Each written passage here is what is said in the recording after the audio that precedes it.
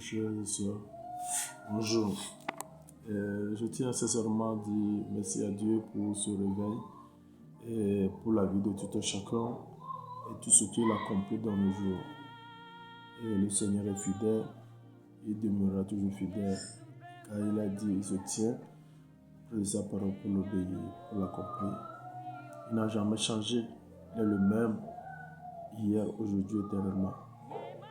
Si je me rappelle, dans les Écritures, le Seigneur a dit de ne pas se fier à l'homme. Un être humain dans lequel il y a l'esprit. Un être humain dans lequel tout n'est que obscurité lorsqu'il n'a pas Jésus en lui.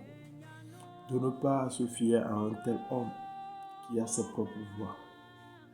Vous savez, ce n'est pour rien qu'arrivé dans Genèse 6, verset 3, Dieu a dit quelque chose.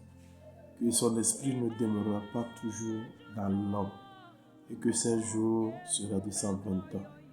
Pourquoi? Parce que l'homme a ses regards tournés toujours vers le mal. L'homme n'a jamais désiré que le mal. L'homme ne fait que le mal. C'est pour cela que Jésus est venu pour corriger cela. Mais hélas, bon nombre de personnes aujourd'hui croient avoir le Christ, croient connaître le Christ, croient marcher selon les préceptes de Christ, mais ignorent ses enseignements.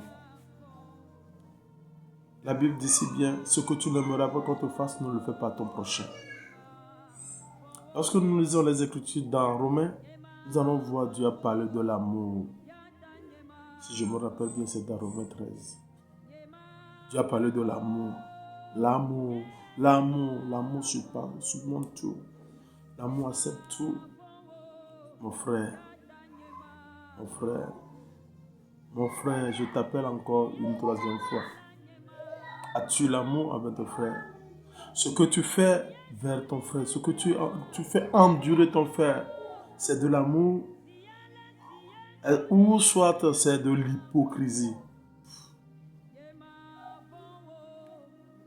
Ils sont remplis de venin d'aspic.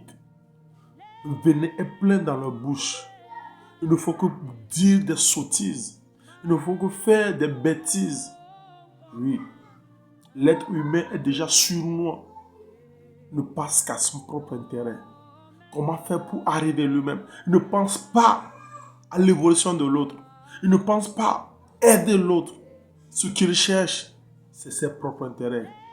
Frères et sœurs, en Christ, changeons de mentalité. Revenons à l'amour premier de Dieu. Car Dieu a tellement aimé le monde qu'il a donné son Fils unique, afin que quiconque croit ne périsse point, mais ait la vie éternelle. Mon frère, Dieu a donné son Fils unique pour toi. Il l'a donné pour moi. Mais pourquoi? Pourquoi tant de haine? Pourquoi tant de profit personnel?